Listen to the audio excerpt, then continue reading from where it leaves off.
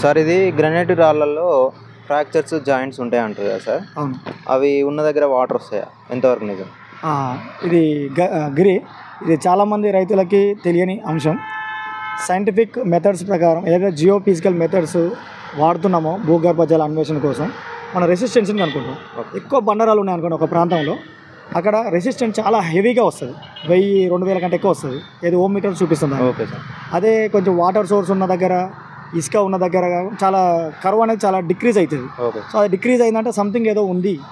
గ్రనైట్లో economic minerals అనేవి ఉండవు. ఒకవేళ కొన్ని చోట్ల దేవరకొండ, నల్గొండ జిల్లా దేవరకొండ ఏరియాలో కొంచెం యురేనియం డిపాజిట్స్ ప్యాచెస్ అనేది ఉన్నట్టుగా గమనించారు.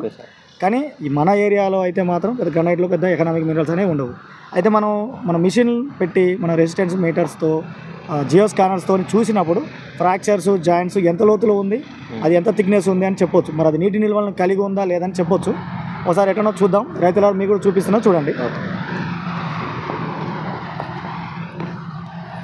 ఇదొక బౌల్డరు.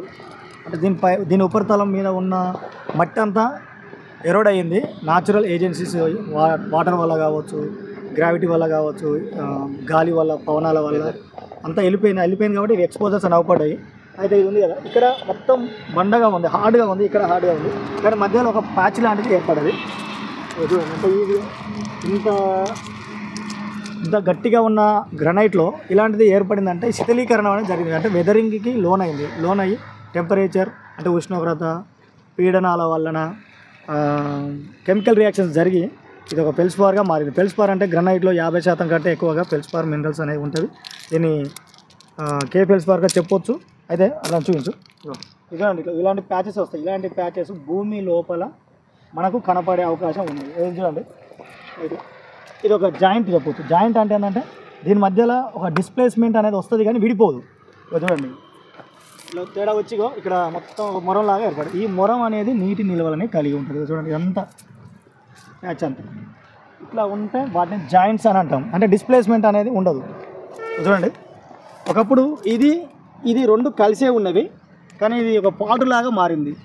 ఫాల్స్ అనేవి ఎక్కువగా ఒక క్రాక్స్ అని చెప్పొచ్చు. ఫాల్స్ని అంటే క్రాక్ అని చెప్పొచ్చు. ఈ ఫాల్స్ ఒకటి కిందికి ఒకటి పైకి, నార్మల్ ఫాల్ట్, హ్యాంగింగ్ వాల్ అని అంటాము. హ్యాంగింగ్ వాల్, నార్మల్ వాల్ అని అంటాము. కానీ గ్రనైట్లో ఫాల్స్ అనేవి కనపడవు, ఫోల్డ్స్ అనేవి కనపడవు. ఎక్కువగా సెడిమెంటరీ రాక్స్లలో కనపడతాయి, అవక్షేప శిలలలో కనపడతాయి. ఒకసారి చూపించింది. ఇది నార్మల్ ఫాల్ట్. ఇదేమో అక్కడి నుంచి చూసుకో, అక్కడ నుంచి ఇలాగా వస్తున్న ప్యాచ్ ఈ మొరం లాగా ఏర్పడ్డది. మొత్తం డీకంపోజ్ జరిగింది.